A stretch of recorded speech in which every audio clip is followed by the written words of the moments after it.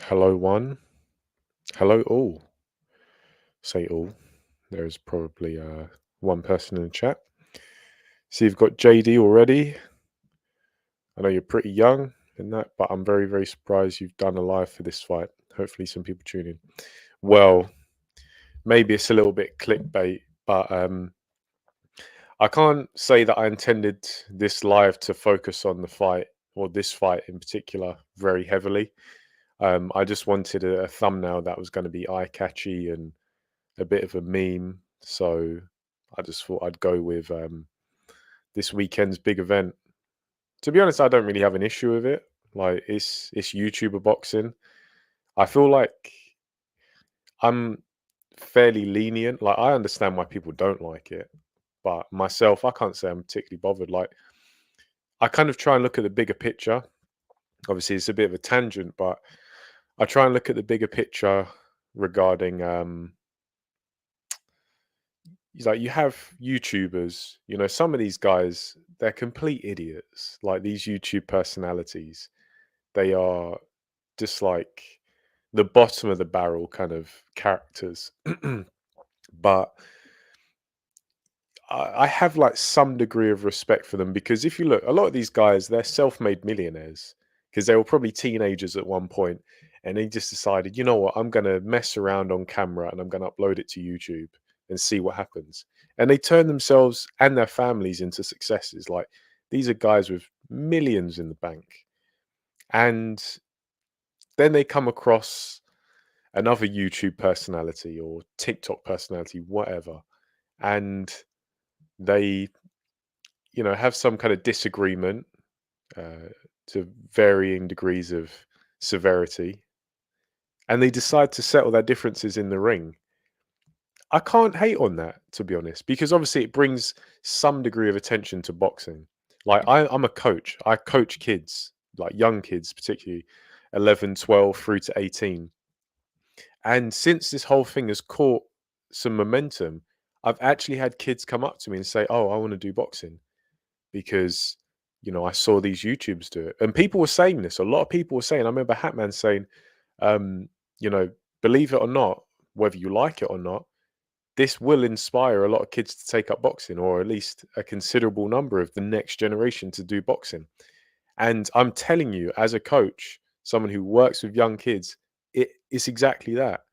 I've had kids come up to me and they know I'm the coach and they say, "Oh, who's your favorite boxer?" And I'll tell them, I'll give them some old school names and stuff, and it'll just go way over their heads. And they say, "Oh, my favorite boxer is KSI," and it's crazy to think, but it is what it is. It's not going to last forever, but it's just it's one of the kind of niches within boxing. You know, um, but yeah, I don't really have an issue. Like if you're a rich guy like these YouTubers and you decide to settle your differences in a boxing ring against one of uh, your rivals, one of your YouTuber.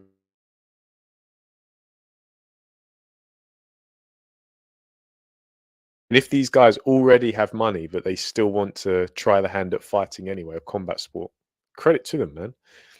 So, but yeah, I'm not really going to talk too much on KSI versus Tommy Fury because I'm not really that bothered about it. But it'll be a laugh. I really just want to engage with you guys because, excuse me, it's been about 2 months since I've done a live stream, which is crazy. Time just flies by, and I haven't really done many videos recently because I've been busy. So it's kind of easy for me to jump on a live and chat to you. And yeah, got a few of you guys in, so that's enough. Probably go for an hour or so. I'll see. Yeah, let's get some comments. We've got Andrew. Will I be buying the pay per view? No, I've spent enough money as it is recently. I'm not going to be treating myself to this spectacle on the weekend. Oh yes, we got the man himself, G Man, in the house. How you doing, brother? It's good to speak to you. I hope you're doing well. Um, yeah, are you buying the pay per view, G Man? Will you be doing a live watch along for this? JD says, I've paid for the pay per view because I like these, because I know a lot of these YouTubers. There's some good fights for me anyway. Yeah, look, it's your money, it's your evening. if you want to watch it, like I'm not going to hold it against anyone. Same way, like there's this other big event happening, which I guess I'm kind of boycotting. You know the one I'm talking about because it shouldn't be happening. We should be getting an undisputed heavyweight title fight, but it's happening. And if people are interested, like go ahead. I'm not, and I don't want to encourage it. So, but I'm not the thought police. I'm not one of these guys who say, "Oh no, you shouldn't pay for it." Blah blah blah. Like you're gonna buy what you deem worthy of paying for. So Andrew's going to buy it. Okay, fair enough. Yeah, it could be a laugh. Ultimately you got two novices, or yeah, they are still basically novices, and sometimes that can be fun. Like there are people who turn up to like grassroots amateur shows on a weekend to watch complete novices box. It's the only thing is like those are like schoolboys, whereas in this, these two novices could probably knock each other out. G-Man says, Tommy Fury, the seed that made Tyson and Shane, was shot down ASAP and replaced with the same seed that created Justin Trudeau. Oh, getting a bit Twilight Zone there.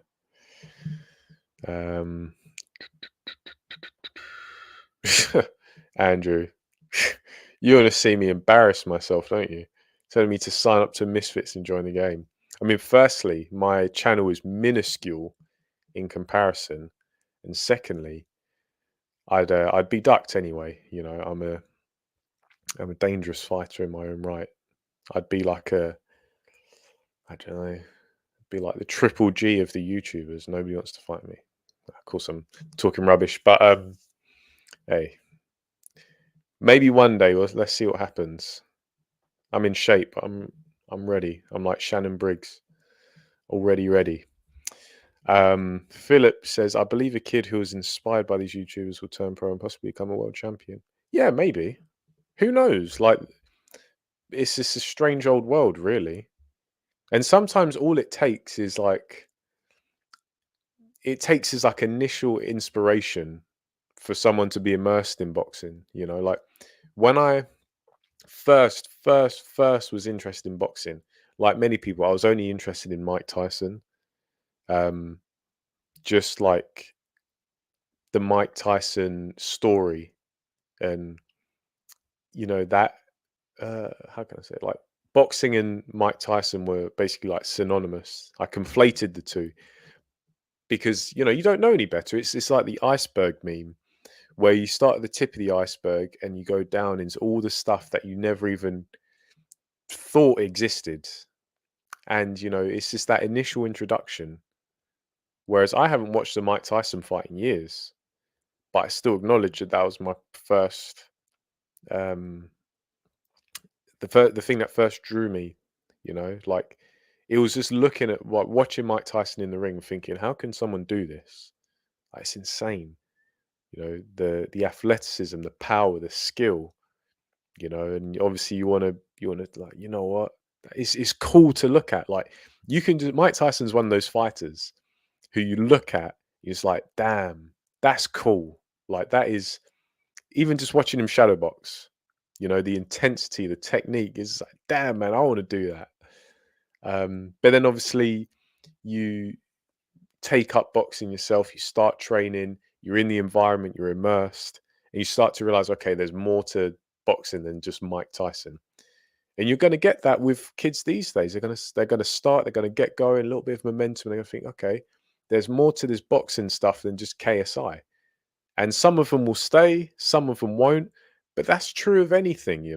How many kids do you think have been inspired by the great, like the boxing royalty, like the proper boxing, as people call it? Um, like Mike Tyson, Muhammad Ali, and all these legends, Sugar Ray Leonard, Sugar Ray Robinson, so on.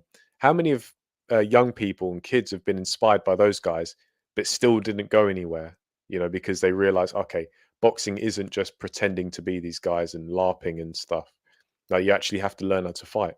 So people are saying, oh, it's going to inspire a generation of boxers who, they have no substance, they have no talent, and they don't stick to it.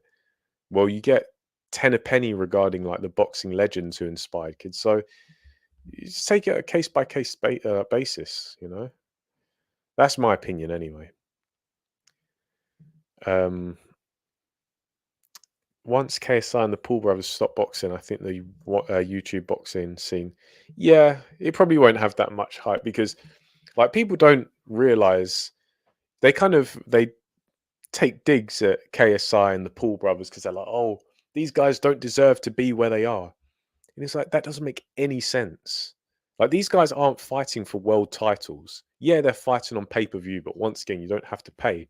But secondly, like KSI, I actually used to watch KSI when I was in school. Like, I'm of that generation. So, 2011, 12, 13, KSI was a big thing, doing silly gaming videos. That was what I was into, kind of a strange interest because I was into boxing. Like, I was boxing at the time, but then I'd go home and I was just a silly little kid, so it was excusable. Um, but KSI, back in 10 years ago, 2012, already had millions of subscribers on YouTube. So all he's done is carry on doing what he did before, which was entertaining a fan base. He just happens to do it by boxing now. So all these people saying, "Oh, KSI doesn't deserve to be as Jake Paul," like these guys work their backsides off to garner a following and create an audience of almost like cult members. And all I've done is just carry on doing that bit in boxing. Like it does make any sense to say that they haven't earned it. That's exactly what they've done. Now, people might not like it because they feel like it imposes on boxing. But once again, like this YouTuber stuff, it's not replacing boxing. It happens parallel to it. You have regular DAZN shows, but then you have misfit shows. Like they're even marketed differently. And I understand there's been some crossover, like when KSI had the rematch with Logan Paul, there was Billy Joe Saunders and Devin Haney on the undercard. But and I can understand if you're not really a fan of that. Some people say the same about women's boxing. But ultimately, like you vote with your pocket. It's up to you to weigh up a product and think, you know what, do I want to pay for this? Or, what do I like about it? Blah, blah, blah, blah. Nobody's forcing you to do it. And I'd understand if, imagine there were just no good high level proper boxing matches and it was all just YouTuber stuff. I'd understand, but that's not the case. Look at this year alone. So, people love a good moan, to be honest, but you know me, outmatch boxing, trying to keep it balanced as always. Um, Bruno Smith 8 says, RIP Michael Smith, aka Bruno, Carl Froch, long-time security guard and good friend. I have no clue who that is, but hey, hopefully he's in a better place now if he's passed away. G-Man doesn't care. uh, G-Man says, I'm good, mate. Just waiting for weekly report to upload. No, I will be, as Joe Stunner would say, watching by other means. Hey, fair enough, man. Fair enough. Yeah, man. If you're, it's that simple. Like G-Man knows, you don't want to pay for it. Don't pay for it. Be resourceful. It's really that simple. Mystic Albanian. Imagine John Fury's face if Tommy gets. Oh, mate. John, could you imagine if Tommy Fury lost? John Fury would be as sick as a dog. Just before I started this live stream, I actually saw that video of John Fury punching the glass and headbutting it. What what is this man on? Honestly, like he's just John Fury. I remember I did laugh at it. I kind of scoffed just because it was so outrageous. Like this guy is he must be psychotic, surely, because the way he behaves, like no no rational human being behaves in that way. Uh, the guy, he must have rabies or something. The way he's behaving, but yeah, John Fury is like I don't think he's really aware of how he comes across. Like people have sussed him out. The whole John Fury hard man myth is it's no longer. It's no more because people have basically realized the pattern where John Fury he barks the loudest when he's in the company of these YouTuber boxers. who, they're inexperienced, they're green, they can't really fight. And John Fury's this fighting man, this hard man who went to jail for taking out a man's eye, um, had like a rough and ready pro career of his own. That's when John Fury like really kicks in. And yeah, he might kick up a fuss in other settings, but let's remember when in the lead up to the Fury White fight, when uh, White said he thought John Fury was Steve Bunce. Now that's an insult. That's a serious, because nobody in boxing rates Steve Bunce. He is like the Coco the clown of boxing is Steve Bunce. And that's what Dylan White called John Fury. And what did John Fury do? Just, shrugged his shoulders and raised his eyebrows. Where's the hard man act then? And then he wanted to talk about, oh, these two guys have respect for each other, blah, blah. John Fury. John Fury, what a meme. But hey, it's not really surprising, is it? Um, G-Man boxing. It would benefit me just to do a watch long for. I'm not even gonna say the names, to be honest, because I feel like somehow if I say the two surnames, then it will boost it in the algorithm. And I'm not trying to encourage it. No profit. Yeah, exactly. You probably would, but it's the principle. Yeah, because that's the thing. It's like, as I just said, YouTuber boxing doesn't take away from mainstream boxing, but that event does. That does take away from mainstream boxing because it prevents us from getting an all important showdown that we need, that we deserve, and that boxing deserves, not just the fans, but boxing, to take boxing to another level. That does take away from it. It's in the place of it right now. Um, Andrew likes watching by other means. Yeah. Got to keep it PG here. The algorithm's very sensitive. Quick prediction for KSI versus Tommy Fury. Who wins and how? I think I'm just going to go with Tommy Fury. I've never been impressed by KSI. KSI is just not an athlete, I don't think. He's not a slob. And, he's shredded these days. He looks like he's in good nick. But he just, nah, he's heavy-handed, but he's scrappy. Style's ugly. It's way too many holes. And I think Tommy Fury might just do a similar job on KSI as he did to Jake Paul, if I'm honest. I wouldn't even be surprised if Tommy Fury actually stops KSI, because KSI is wide open sometimes. And yeah, Tommy Fury's doesn't seem to be a puncher at all, but I just think, KSI, he might just swing himself to exhaustion, swing and miss until he's dog tired, and Tommy Fury just picks and pokes. It's probably going to be like a really lackluster stoppage, but yeah, you know what? I'm gonna say Tommy Fury wins by stoppage. I think KSI might just get hit too clean too often and be knackered by the end of it. Um, Andrew thinks I could batter KSI and Logan Paul. They're both cack, but I don't know. I'm not a massive guy. I think even KSI and Logan Paul are a bit bigger than me. But to be fair, I can punch with both hands, so got that on my side. And I'm always fit. I'm always ready. You never know when you're going to get the call. I think Outmatch should be a decent box for the YT boxing scene. Maybe, maybe. I don't know if I'm a novice enough. If I was to turn over to boxing, they'd probably accuse me of being a bully because I actually have boxing experience. Um, I know you don't follow the sport, but will you ever get into MMA? I know G-Man has started getting into sport. No, JD, people have asked me that before. I just can't see it. Like, I've never looked at MMA and been interested or intrigued by it. I respect it, but it's just not for me. Like, I'm someone like I'm quite particular with the things I like. I'm not the most open person to new things. I know I'm probably sound like a real kind of like autist, oh, don't break my habit kind of thing, but I've looked at it, and I'm just like, nah, it's just not for me. Like combat sports in general, I am pretty much just limited to boxing, just because I feel like my appreciation for boxing is enough. I don't really need to watch other sports, if that makes sense. Um, in the past, I've watched wrestling, but wrestling is one of those things, and this sounds a bit odd, but I prefer to do it rather than watch it.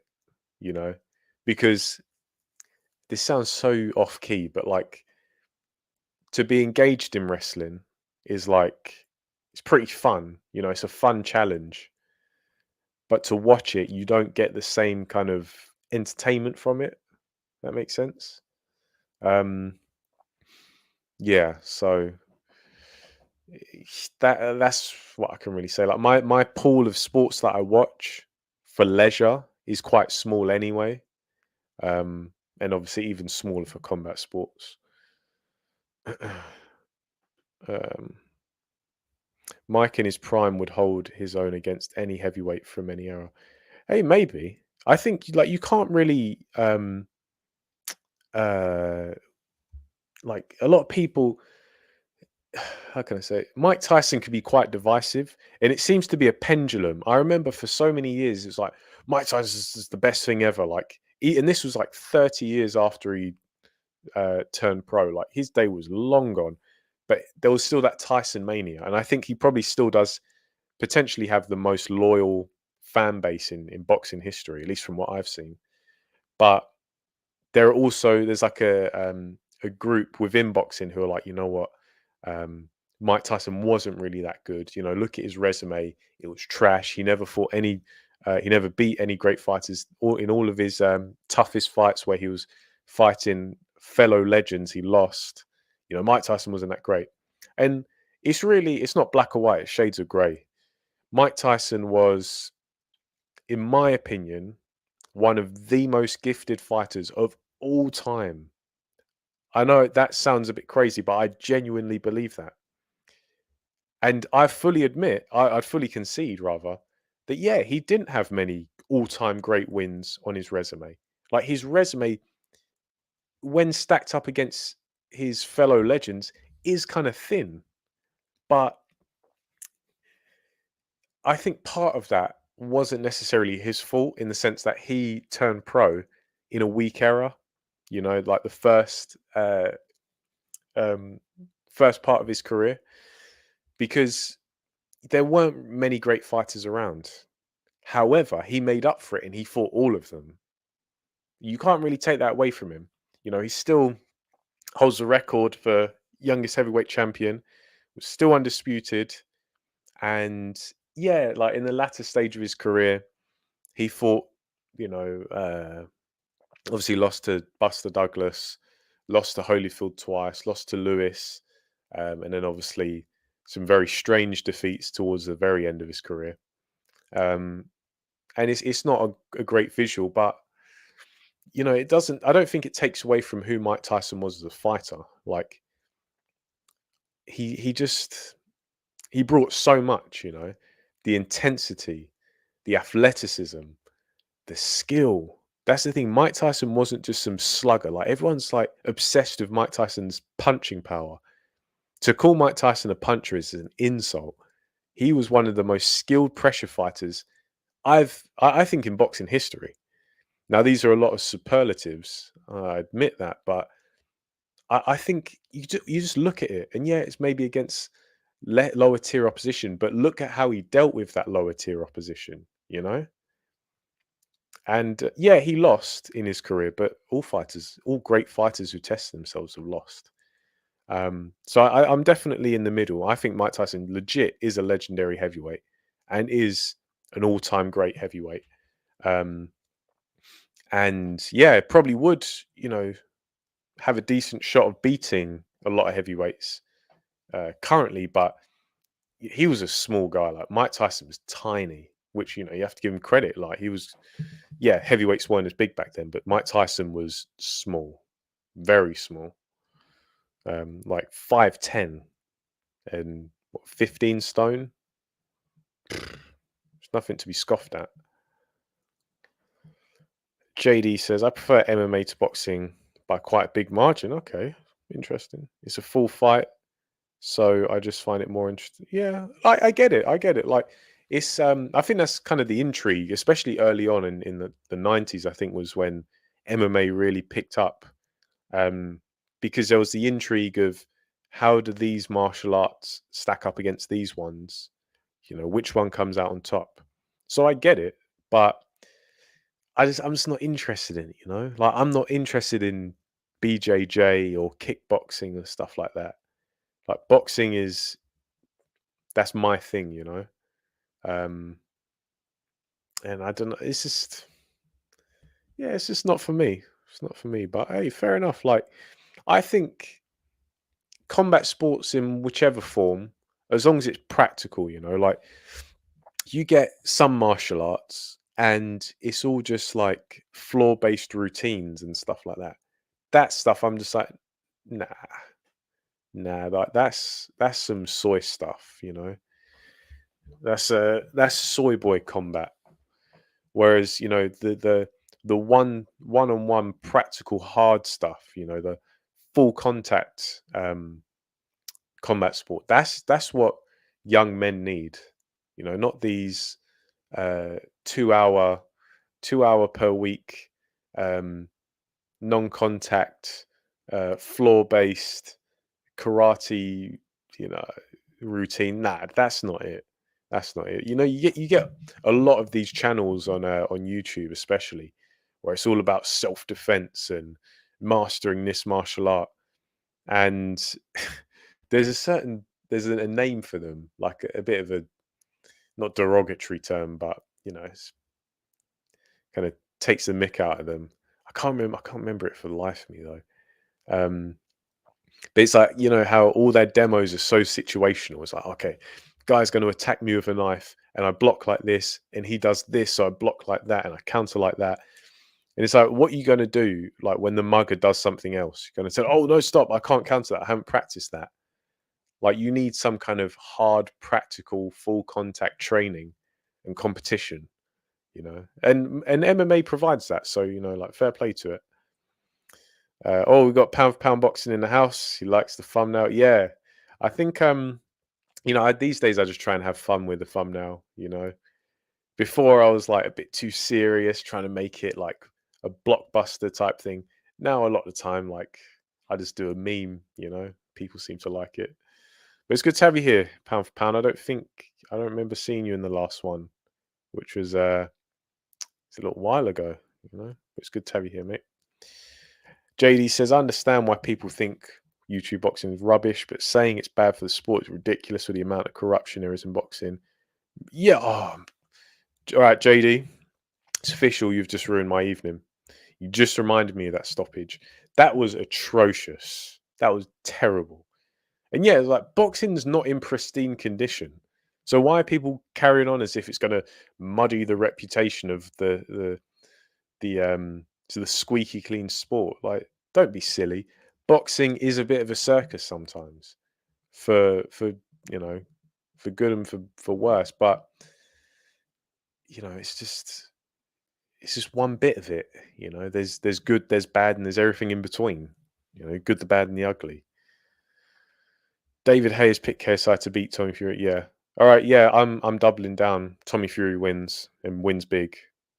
You know, the David Hay curse is struck.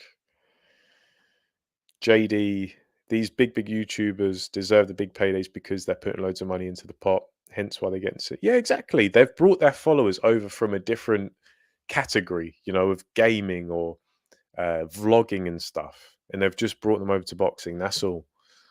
I think people are just jealous a lot of the time. Um, yeah, I remember KSI's. Those were the best. I remember. Was it? I can't remember if it was. It wasn't Comic Con. I think it was Gamescom.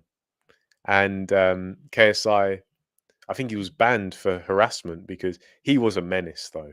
Like I remember looking, I was watching those at the time, you know, 2012, 2013. Um, and I was laughing my head off. Oh, it's so funny. Like this guy, he's so silly and he's making people feel uncomfortable. And I look back now and I'm like, I'm wincing. I'm like, damn, like it's good that this guy got banned because that's not funny. Like it was real like near the knuckle kind of stuff. And yeah, some of it's silly and it's in good jest, but some of it was like borderline harassment. Like I remember there was a woman, one of the I don't want to say a model or a mascot, but she was like running one of the stands at this games con or games convention. And she had a decent bust, let's say. She had the Zampas, old school word. Uh well, what's you get what I'm trying to say, she well endowed upstairs. And KSI had the mic, and uh obviously I can't say what he said because it'd probably get the bloody stream demonetized. But he's like, oh, and I'm here with Massive, and then held the mic to her breasts, and it was just like the awkward silence between the two. That's what he was doing.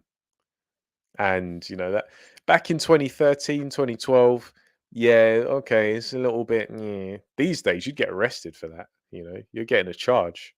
You can't look at a woman for 5 seconds on the underground on the subway without getting thrown in the slammer. So imagine if you do something like that. All right, no more talk on that before the channel gets shut down. If you think about YouTube boxing, just came and it got popular on its own. Women boxing, watch, force it. Yeah, exactly. Like women's boxing has been shoved in people's faces, and I try and stay diplomatic because I know people, I know women who box, and I've got a lot of respect for them. Like I'm on I'm on good terms with a current world champion, and she's the sweetest, and I wish her all the best. But I don't watch women's boxing, not really, not for leisure. If it's someone I know, I'll watch to support them. But then I do that for anyone anyway, It's someone I know if they got a big fight coming up or whatever. Yeah, tune in to watch and see how they do and cheer them on. But as a large scale thing, like there are some people that just not interested in like women's boxing, and that's fine, And there's some people who are not interested in YouTuber boxing, also fine. They're like I've come across people, and this sounds crazy, but we're all professional boxing fans here. I've met amateur coaches who don't watch professional boxing. They spend like week in, week out watching amateur tournaments and inter club competitions and stuff. They're not interested in professional boxing. I think that's strange, but it's what they like. But it's just like don't try and force people to watch it. Like you're not going to get people interested by strategically placing fights on certain cards because people sniff out and it's like, okay, I'm going to get up and make a tea, or I'm just going to change over. I'm going to go from the DAZN card to the Queensbury card or to the Sky card. That's just what people are going to do. We got J9898 in the house says, "What's up, Outmatch? Spence smokes Bud in a rematch. Bud got lucky, man down. You wish. You wish, mate. That rematch shouldn't even happen. Like, I know Spence is your guy, but I don't think he has a snowball's chance in hell of beating Bud Crawford. But hey, we'll see. I hope that rematch doesn't happen next. So that's so pointless. And that, I was kind of on the topic of pointless rematches. I was in a bit of a mood the other day. I just had a long day. I was tired, and and things just don't seem to be going your way, and things get under your skin easily. And I was cooking myself some lunch. So I'm just moving around the kitchen, and I'm someone like when I cook, I get into quite deep thought. And I was just thinking, I was like, you know what? I bloody hate rematches. Like immediate rematches just seem to be like 10 a penny these days. They happen so often. And I just went down memory lane thinking of all the pointless immediate rematches I could think of. And the one I remembered was Anthony Crolla versus Jorge Linares the second. Why did that fight happen? Honestly, why? it was such a meaningless, pointless fight. Like, the first fight was comprehensive, and then somehow it got turned into like a, a part 2 a few months later, and I was like, "What? What the hell's going on?" And I was winding myself up because you guys know I'm not a massive fan of immediate rematches. Like, it takes quite a bit for me to think it's justified, and then there are some that are just completely pointless. But yeah, um, a little insight into how my mind works. But like, what do you guys think about that? Like, certain rematches, like, why? And a Bud Crawford versus Spence rematch, I see that in the same things. Like, why? The first fight wasn't close at all. There wasn't a second where you thought, oh, maybe Spence is getting into this. Not a second, not a single second. So why have a rematch? You know? Oh man, getting worked up. Uh, um, Jay thinks Tommy will score KSI. Like, yeah, probably. Probably. Like, he's no great shakes, but KSI is just whack. No disrespect to him. Like, he's doing his thing, but I just I don't see anything there. John Fury is just desperate for attention. If he had a decent career, I think he'd be normal. Yeah, probably. That's what I've been wondering. Like, John Fury he's just dying for attention. And you can tell he's loving it. He had that documentary on BT Sports Boxing a couple of years ago or a year ago.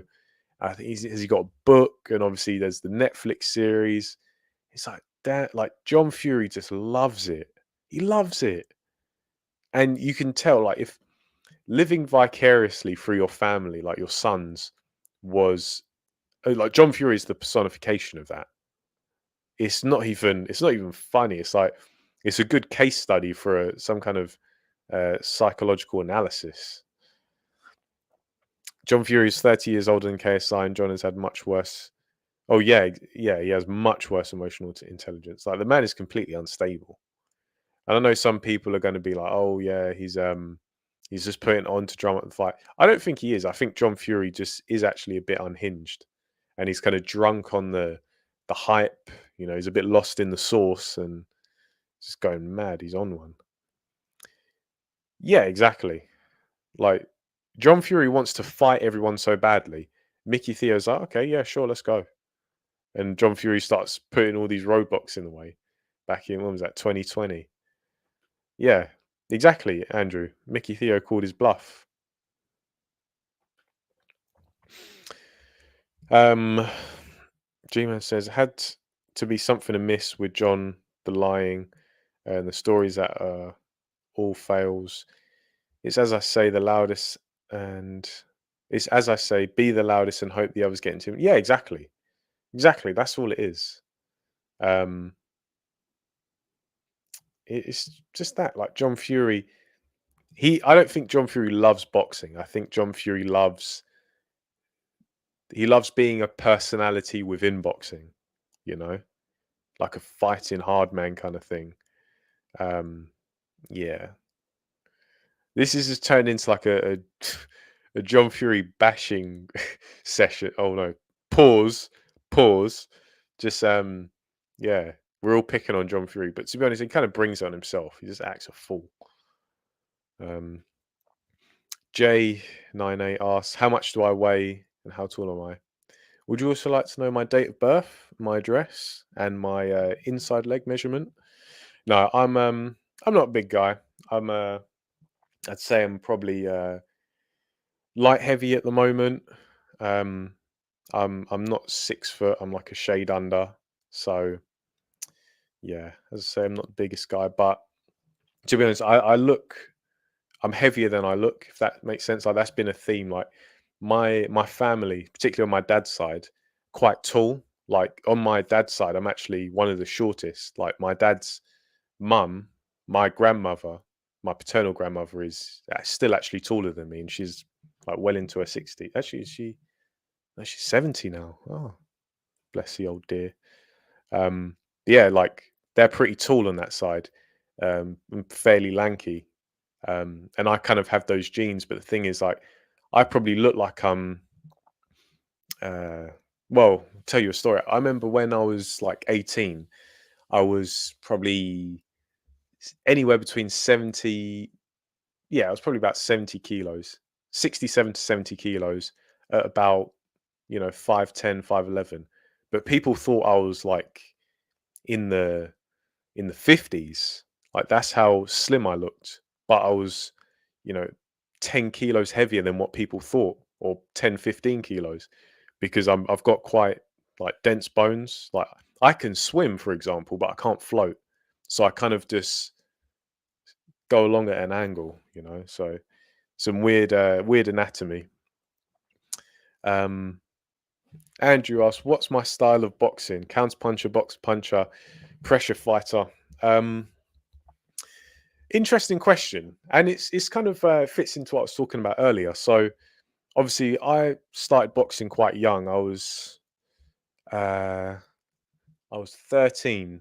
Yeah, so early teens, 13. I was quite young, very immature, and obviously, I was inspired by Mike Tyson a lot. Obviously, fell into the trap of trying to fight like him, um, and had no success at all. It just doesn't work. Didn't understand the nuances, but also I didn't really have to fight like that, so it didn't make any sense. Um, and obviously went through like a long journey of learning and copying and experimenting to now. I know this sounds like a bit of a cop out, but I feel like I could do a little bit of everything. Like I'm not, I'm, I'm always a bit kind of apprehensive to talk about like ability and stuff because I've got nothing to show for it. I don't really gain anything from like bigging myself up. Um, but hand on heart, I have no real reason to like big myself. I'm anonymous ultimately, so I don't really have much of a profile to hold. But I've always been able to punch quite hard for my weight, um, because I guess like it's a bit of a 50-50 thing. Like naturally, I'm quite heavy-handed. As I say, I've got like pretty dense bones. I'm quite heavy for my build, if that makes sense. Um, but because I'm quite light and I'm quite explosive, like I was always really good at sprinting and jumping, despite not being particularly muscular. Um, but I loved jumping. I loved all that kind of like fast, explosive stuff. And so when I was getting into boxing, I was always really obsessed with punching technique. Like you could probably see it in the way I break down boxing, like boxing matches and fighter technique and stuff. Like real focus on the mechanics, and I became obsessed. Like, I'm not kidding. I'm not exaggerating at all. Like, this is no hyperbole. Every night when I was a teenager, I used to spend at least an hour shadow boxing in the dark, throwing the same combinations, bam, bam, bam, bam, bam, bam, bam, bam, single shots. Like, I was just obsessed with like boxing technique, and bit strange, but I had this weird paranoia. Like, I hated the idea of having a punch that wasn't powerful from either stance as well. So I was just like, you know what? I'm just going to practice every punch and make sure it's just like I can throw it with the perfect technique with great mechanics. So it's hard and does damage. And obviously, hitting the heavy bag, like if you want to develop punching power, you just learn to hit it properly. Like as a boxer, that is your primary means of strength and conditioning is boxing. So hitting a heavy bag. If you get used to laying into a heavy bag that's like 200 plus pounds, when you go in against someone who's like your weight, say if you're a welterweight or a light middleweight, whatever, and you've developed some serious like strength in your kinetic training, your technique against the 250-pound heavy bag, going in against a 150-pound man, that's where your power comes from. Obviously, you have to learn to apply that and land punches. But anyway, like I've never really had to force like my punches. I've always been quite naturally heavy-handed, but I've always had a bit more of a counter puncher mindset. But that's more so because of the way I was taught. I was kind of coached a way of boxing, like a philosophy of boxing, whereby you treat it like a debate. And that sounds a bit strange, but and this is obviously a massive rabbit hole, but I was actually in secondary school as a teenager. I was actually in kind of like the debate club. And I know that sounds like really nerdy, but I had like I was just really good at it. I've always been someone who's good at like arguing a point, and not arguing a point like blindly, but criticality, and debating and that kind of thing. And so my coach, he was like, you know what, you need to treat boxing and approach it like a debate, whereby in debating, when you're trying to argue your point, you basically want to get your opponent who you're debating with to lay out all of their points, all of their arguments. You want them to get, you want to, excuse me, you want to get them to lay out all their arguments so you can then pick them apart one by one, you know, but you want to hold back your points. You see what I mean? Because part of debating is understanding both the strengths and the weaknesses of your argument. Okay. But if your opponent doesn't know what your argument is in depth, then they can't counteract it. They can't pick it apart and make counter arguments. In boxing, you want to get your opponent to basically make their attacks first. And so you can tailor your counter to how they've reacted. Very long winded. Apologize, but this is the kind of stuff I'm interested in. It's kind of stuff I think about. So it's like a bit of a can of worms. But yeah, I was always taught that counter punching ability. Like, the saying, I think it was Mike McCallum, he said, um, a good fighter will capitalize on your mistakes, but a great fighter will make you make mistakes. I was taught kind of with that saying as the basis of education for boxing. And therefore, by nature, if you're a great fighter and you want to make your opponent make mistakes, you're always countering them. And therefore, you're always a counter puncher. Kind of. Bit of a weird philosophy. And maybe I'll go into it more depth in the future. But yeah, I've got that kind of counter puncher mindset. Um, you know, uh, hopefully that answers your question. Anyway, MMA hater. Maybe. Maybe. No, I'm not. I don't hate it. Do you think Usyk can beat Fury? Yeah, personally, I do. I think there's a very, very realistic chance that Usyk beats Fury. JD asked, do I think it's a 50-50 fight? Yeah, but close to it, to be honest. Um, I think it's.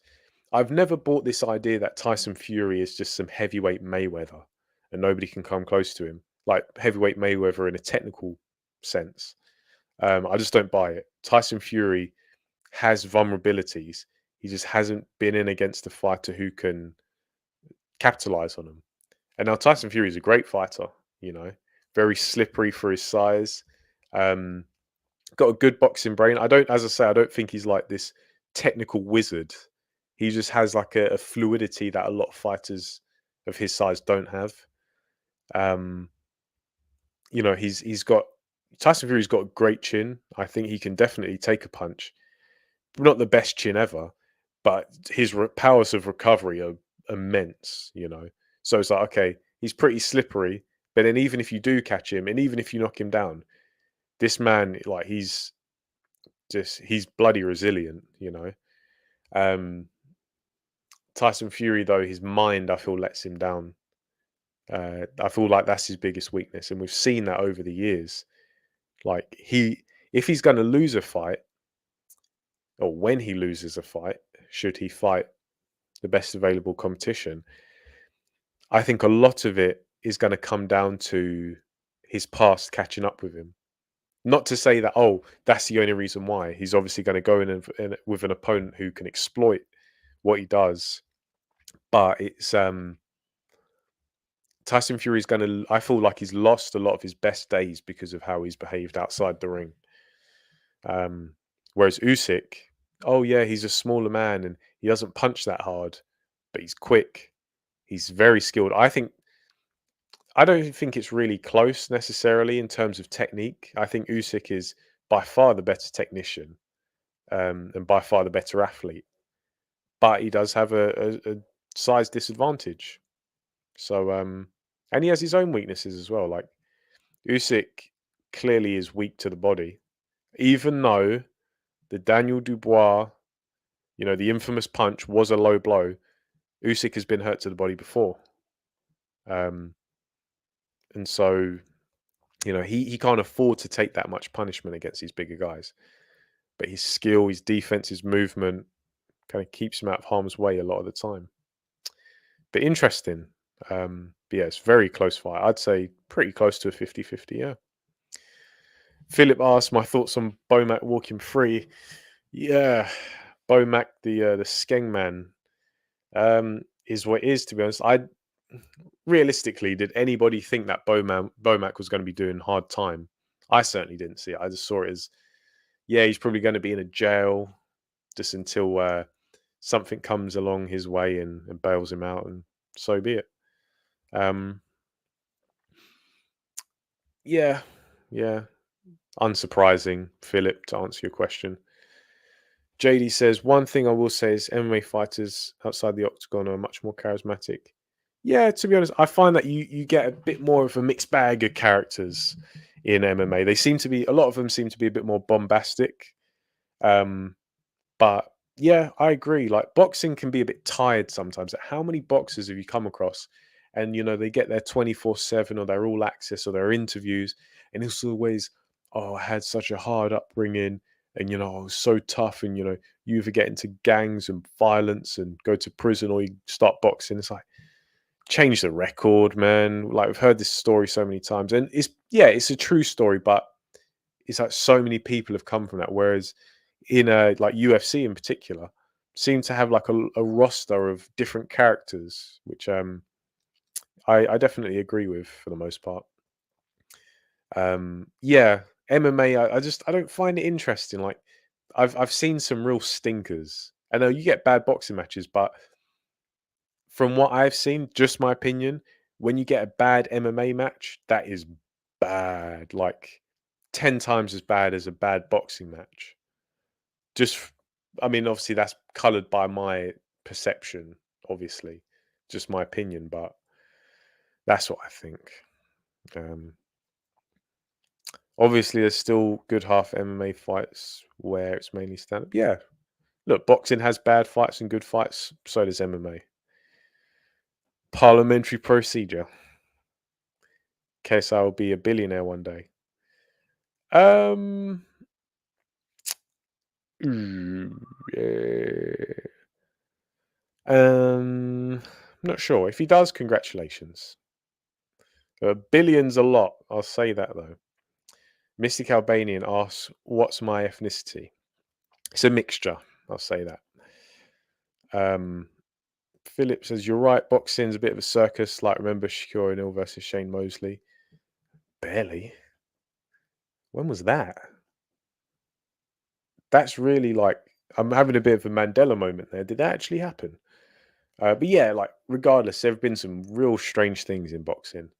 Like, who'd have thought, 3 years ago would be seeing Roy Jones Jr. versus Mike Tyson in their 50s? Like, that was a real strange development. Um, Mystic Albanian asks, "Have I met any famous fighters?" Well, it depends what you classify as famous. I've met a lot of high-level fighters, like current world champions, um, European champions, British champions, who obviously fight on big platforms. But is that what you consider famous? Hmm. I famously, well, I say famously, I met Prince Patel back in 2013 or 14 when I was a teenager. Yeah, I met him. I've actually got a signed photo of Prince Patel from his pro debut. Yeah, he insisted on giving him out. I'm not actually joking. Like, he came to the club where I was boxing, um, and yeah, came with a bunch of photos already signed and started handing them out, which is pretty funny because obviously he's become a bit of a meme, Prince Patel, and I was like 15 at the time, and he's such a small guy. Like, even as a 15-year-old, I was towering over him. Yeah, and, like, I've even got a picture of myself and Ian John Lewis, the referee, and I was 17 at the time, and I was like towering over him. So like, even though I'm not a big guy, like I don't know, I feel like boxing adds pounds to people. Obviously, Prince Patel is just like a is he a flyweight or a featherweight or something? But yeah, I've met a fair few people in boxing. It's a small world, really. By the way, I might be going to the Boatsy Aziz fight next weekend, going down for 8 days. Hey, man, I hope you do. I hope you do. I feel like that would be a decent event. So, yeah, man. JD, I hope you go. And if you do, I hope you have a great time. Um, Andrew says, glad Bomac is free and got his life back. Hey, if you don't want to do the time, don't do the crime. And what he did was wild.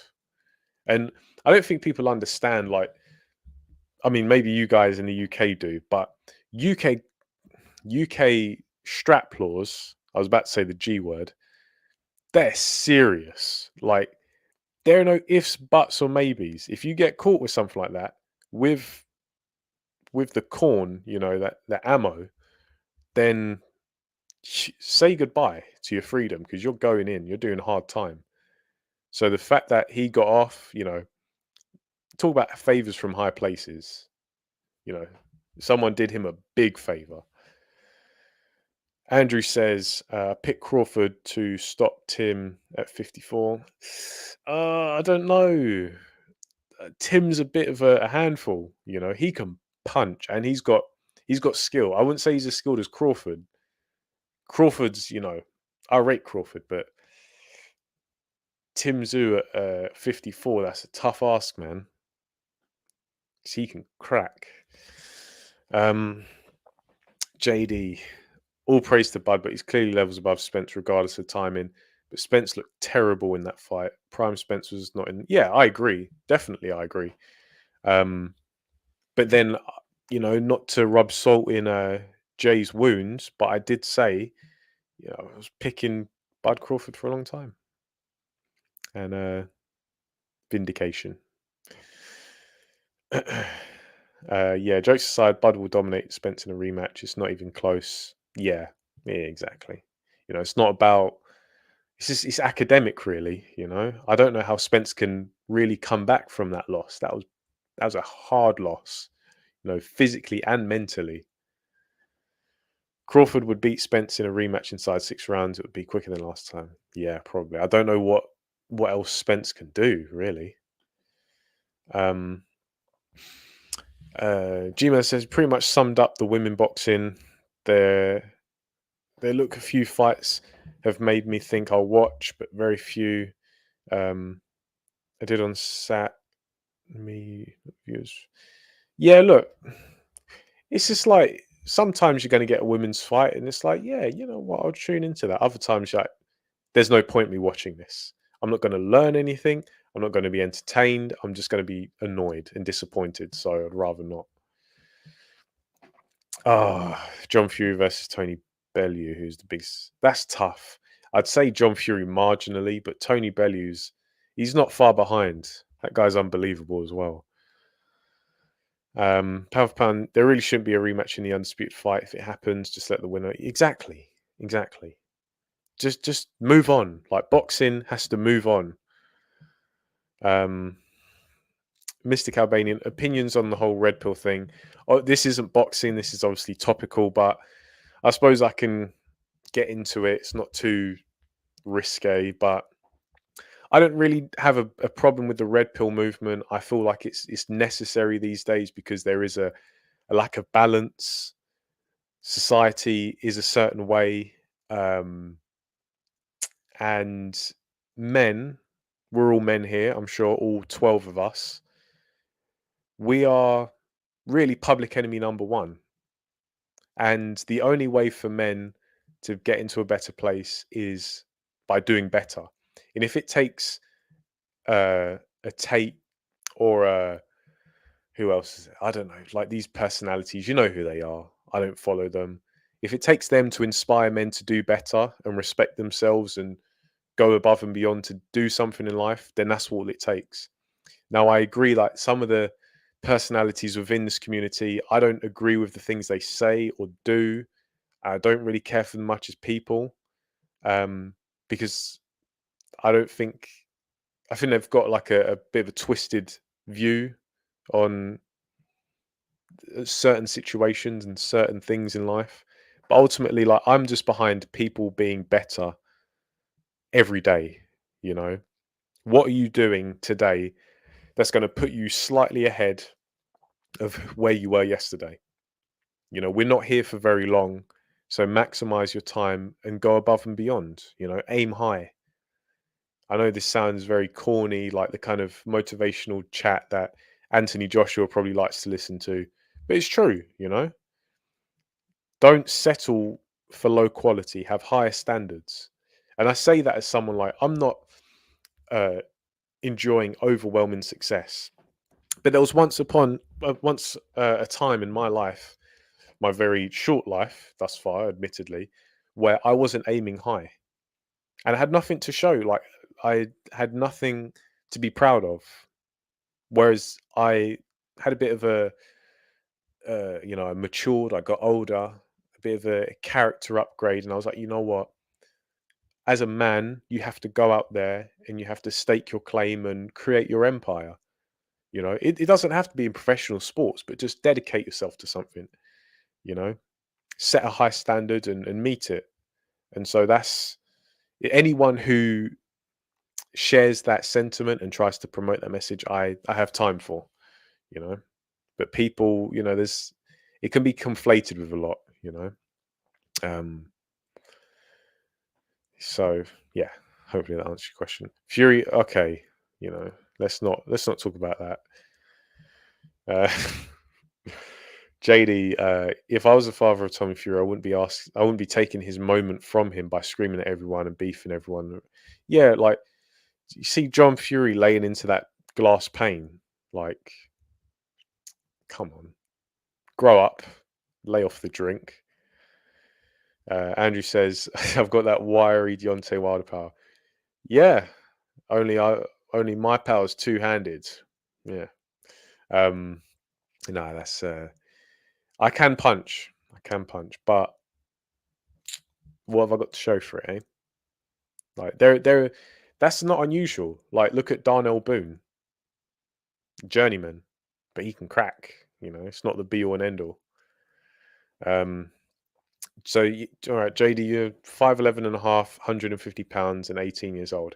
Yeah, I wouldn't be concerned by that. I was at 18, I was pretty much the same, so you grow. Um if you think that's light, I was 135 pounds a year ago. That's yeah, look, you're a young lad. I'm young. Okay, I'm young and you're bloody younger than me, so you're a baby. I don't want to like sound patronizing, but there's so much time left for you. Um my reach is 74 inches, good size for my height. We've got that yeah, get to the gym because I remember we were talking about this as well. You were talking about pursuing boxing and whether you should or not. If that's what you're interested in, do it. Go to the gym, learn your craft. You got guys out here, myself. Um, I know Chris is, into the technique and stuff. Henry at Boxing on the Edge. You got resources. Um, just do it. If you want it, do it. J98 asked me if I actually had any amateur fights. Surprisingly, no, I didn't. And I say that surprisingly because people are often surprised by how much I know about boxing or the way I break it down. And it wasn't out of choice. Like I, I've told this story before. I wanted to go all the way with boxing. That was my only concern. This time 10 years ago, up until about 6 years ago, really. Um, but I had some things happen in life that prevented me. I didn't have a great situation. Um, I guess you could say financially, professionally, but then also health wise. So it just made boxing not particularly viable. Um, and so I just made up for it by being a coach. I rather than competing myself, I helped others who wanted to compete because the way I saw it was like, okay, I can't pursue boxing as much as I want to. I can't. I've got to make an executive decision, and I kind of came to terms with it by accepting and understanding that I have other options. I have education, I have work, because that was always encouraged. That stuff comes first before sport. But then other guys don't have that. So I was like, you know what? I'm going to become a coach, and I'm going to make sure I carry on learning. Um, and, part of it was my own fault. Part of it was out of my control, but also part of it I felt was like unfair in terms of the way other people treated me. Like I was at one of my first boxing clubs, which is it's a pretty well renowned and quite well established and famous club in my area or close to me. And I don't know, they had like some kind of issue with me whereby, and I know that sounds kind of like, oh, victim mentality, but I was in like when you join a boxing club and you're kind of inexperienced, you usually get put in the nursery where you're with a bunch of guys, usually four, five, six of you maybe, where you're the same age, you're the same weight, and you'll do a lot of your sparring together. You'll develop at a similar rate because you're at a similar level already. Now, these guys, two of them in particular, were getting fight after fight after fight, fighting on club shows, into clubs, all this stuff.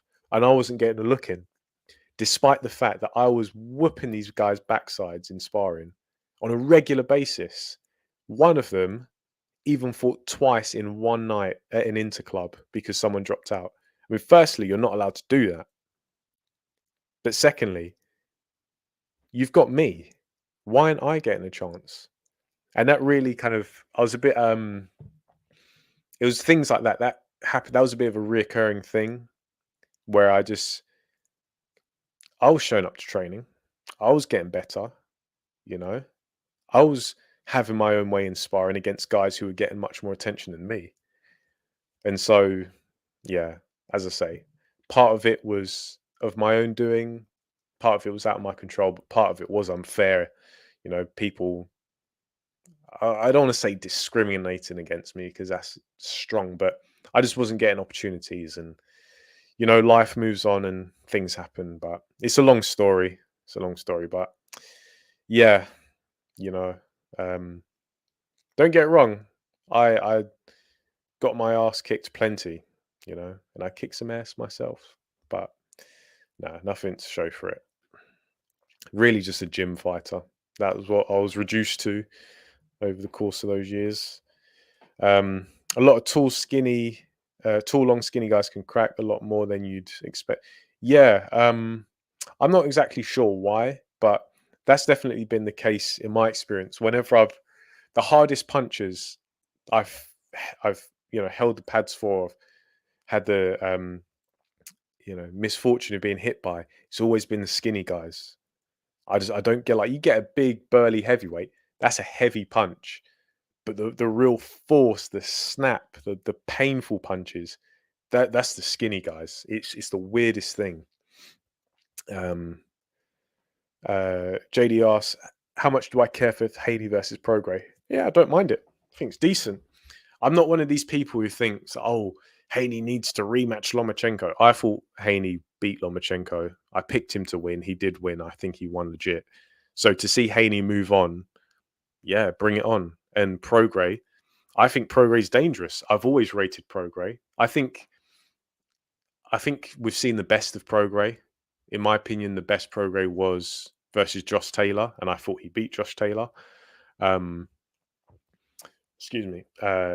So yeah, Prograis, good defense, um, two-handed power, got skills, dangerous counter puncher. Credit to Haney for taking that fight.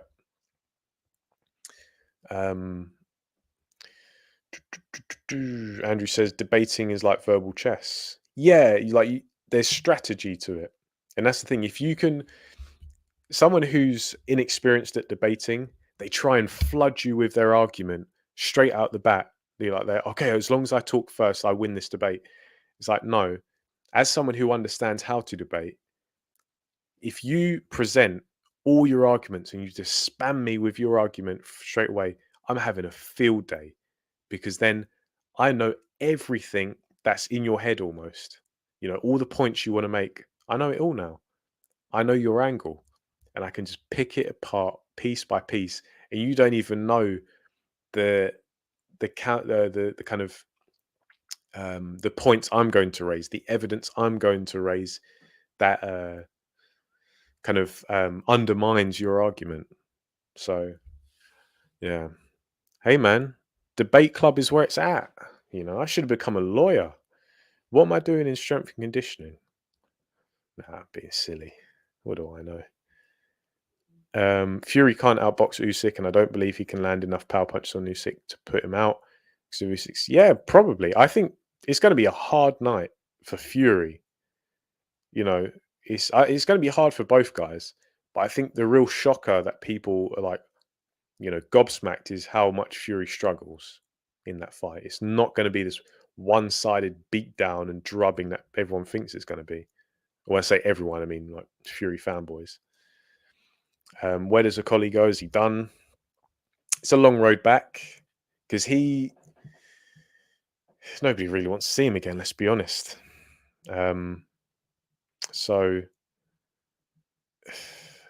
uh, I don't know. To be honest, I have thought about it, but I really don't know. He's going to have to start small. You know, no main events probably. I think he's going to go back to being an undercard fighter. Couple of fights, then maybe a chief support. If it's someone good and someone meaningful, maybe it'll springboard him into world title contention. But it's going to be hard for him, Um, oh yeah, your thoughts as a collie as a fighter. Then, do you respect his effective style against fighters of a certain level, or do you hate? I always liked a collie. I thought he had the ingredients to be a real, dangerous fighter and potentially clean up at cruiserweight. But the holding, like, I think it must be a mental thing, and I say that with a great deal of respect. Like Lawrence, forget boxing style and entertainment. Lawrence is a lovely guy. Like I've met him on a few occasions, and he's a brilliant guy. Like you know, real solid kind of geezer. Um, but there's something not adding up there. I don't know what it is. And someone like Billum Smith, not very talented, more of a workhorse. More of a yes, someone who gets by on effort and heart, and obviously that pays off. But no, I don't know what it is with Lawrence, to be honest. But I always had a bit of patience for him because I was like, you know what? He just needs to get some momentum. He kind of did. There was that spate of wins he had, I want to say around 2019, and he looked good. He was cleaning guys out. It was still a bit rough around the edges, but he was looking better. Um, but I don't know. Yeah, it's a strange one with a collie. Definitely is. He's got a long rebuild ahead of him, I think. Did I predict Crawford Spence to be a competitive fight? I was firmly picking Crawford to win, and I have done for years. But I did think Spence was going to be able to maybe get a bit more in there. I thought it would go to points. But I know this sounds like very convenient, but part of me was thinking, could this be like a one-sided kind of like shocker where people are just like, damn. And I was like, you know what? I can see it being that, but I don't know if I can stick my neck out on the line and do that and predict that. So I didn't. But it did cross my mind that it could be like a real beatdown. And I'm pretty sure there were a couple of people predicting that. I can't remember off the top of my head, but credit to those guys because not many people were. You shouldn't need another man to motivate you. You should be able to motivate yourself. Um, I think it depends how you view motivation. I kind of agree, but I kind of don't because motivation is things around you like film, music, athletes, all that kind of stuff. It can be motivating, and so you can use it. But motivation is the spark. You know, it's then up to you to use discipline for the rest of the time to to really nurture that fire and keep it going. So motivation's okay to get you going, but it's then discipline that you need to maintain it. Um, Mini Usyk, you got 59 subs and aiming for 60. Okay, all right. So um, quality content. That's all you need. Quality content, consistent uploads, and you'll get there. Uh, I've got a question. Some people have judged me in the past for not having an interest in going to the gym. They ain't anything wrong with that, right? As long as you ain't obese. Well, it depends. You're going to ask me, and I'm going to say, well, I think not. Like this is nothing to do with manhood necessarily, although that does tie in. But um, don't see it as exercise. You know, don't see it. Oh, working out. See it as expression. Like one thing I took because obviously I'm into sport. I'm into training. Like I've dedicated my career thus far to exercise pretty much and whatnot, training people. Um, and the majority of people around me in my personal, like family wise, are inactive. Like they don't do anything. They walk to the shops occasionally, and that's what they consider exercise. And I try and change that perspective. I'm like, you know what? Stop seeing it as a chore. Stop seeing it as something you have to do. It's something that you're born to do. You have an entire system of tissues that are in your body that are dedicated to movement. If you don't move, you can't be considered healthy because you're starving that system of what it's designed to create and receive. And so physical conditioning is it's beyond just looking better. It's your expression as a human being, you know. I'd dare say like it's psychological, it's spiritual, you know. You get so much from training. Like and I know some people don't want to hear that, but there's such a wide array of activities you can do. Like if you don't want to go to the gym, don't go to the gym. Go swimming, go cycling, go to the boxing gym, do whatever, you know. And you know, Jay, you talk about you want to focus on work, saving up money, move out when you're 21, take up sports seriously. You can do that now. You can work, you can save up money, and you can have all your leisure, but cut out an hour of your day and do some training. You know, it doesn't have to be anything expensive. Like I and I'm not trying to plug my services or anything, but and I kid you not, I have never paid a gym membership in my life because I've either worked at a gym and therefore I didn't have to pay. I've either bought my own equipment or I've used no equipment at all. Okay, so you do have to invest something though. If it's not money, then it's time and energy. But ideally, you'd put in all three. Okay, trust me. The the discipline and the kind of character that you build from exposing yourself to a physical stress on a regular basis, it's unlike anything you'll ever get, unlike any benefit you'll ever gain in your life, you know? Especially when it's something you love. Like and I know this sounds crazy to some people who don't have that kind of upbringing, but exercising and training is the highlight of my day. I go to bed thinking about my next training session because, yeah, it's fun. It's something I enjoy doing, but it's the thought of getting marginally better than the last session, you know? And when you develop that kind of momentum, I know this sounds crazy. It sounds like out there and red pill and stuff, but when you realize that you can get better at anything, all it takes is time and effort and dedicated meditated practice.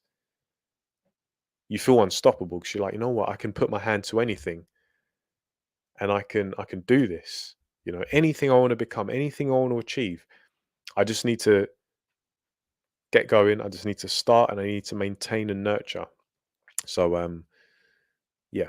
Well, it's up to you. Look, it's your time, it's your life, but I'd encourage you to do so. Get some training in, you know. The benefits will bring you are unmatched.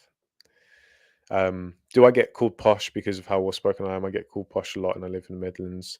Yeah, I've had that my whole life. Like I'm born and bred in one of like the worst areas in London, um, as are my family. So, but I don't talk like an idiot, so I get called posh. I think a collie's gonna have to change his style, but after God knows how many years he's been fighting away, how he can change? Yeah, it's tough for him. It's tough. Um, it's I can't. I'd have to really sit down and think about it, but um, yeah, it's going to be a tough one for him. Is that Deej? Is that how you pronounce it? What should Fraser Clark do next? I think Dakers. He needs to fight someone like that because this guy is just, he's not going anywhere. Like, he needs to kind of roll the dice a little bit. I don't think, can you really afford to have this like long developmental route with Fraser Clark? I don't think you can. So you got to like kind of push the boat out a little bit, put him in against some domestic rivals and see if he can swim, you know. Based kid, yeah, like I don't watch his channel, but I heard like some YouTubers were picking him. You know, fair play. Deej said, "Do you think Triple G should try and return at a higher weight class?" Speaking of Triple G at a higher weight class, I saw a picture of him. Not sure how legit it was, but he was looking big. Like he's a chubber now. So I think for all intents and purposes, he probably is retired. He gave up his belts. Doesn't look like he's in fighting shape. I think he's had enough, to be honest. Um, yeah, so I think Triple G's called it a day. All right, guys, I'm gonna bring this one to a close now. Read these last few comments. Jay says, "There's a gym 1 mile away from me, and there isn't any barriers or anything, so you can walk up the stairs if you're sneaky."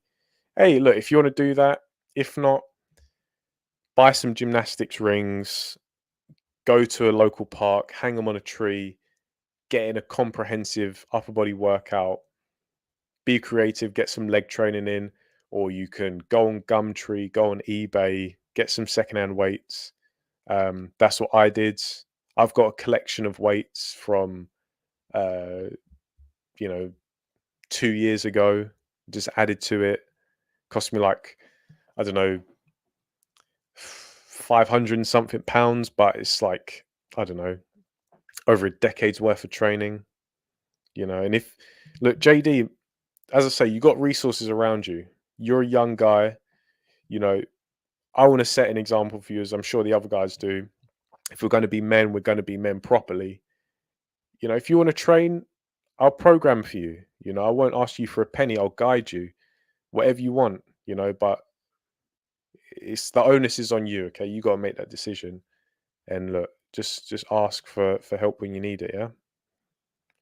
Um, there's a difference between poshness and wealthiness. I'm not even posh. I just talk properly. It's simple as that. Like, just don't talk like I'm brain dead. Mini Usyk leverage comment was about skinny guys' power. They have long limbs. Yeah, probably. I've always wondered that. You know, I'm quite interested in biomechanics, the long limbs, the long tendons. You know, so even though the force production maybe not be as high, the force transmission is higher. The leverage through the technique, the torque, all interesting stuff. And yeah, we'll go down that rabbit hole again one day. But for now, fellas, thank you for joining me. Been an hour and 23. I was actually aiming for an hour tops, but I always love going back and forth with you guys. First live stream in a couple of months, and I think it was a good one. Yeah, so thank you for spending your evening with me. I hope I've been able to entertain, and yeah, you know, I'll see you guys in the next one. So take it easy, enjoy the rest of your week, and all the best, fellas.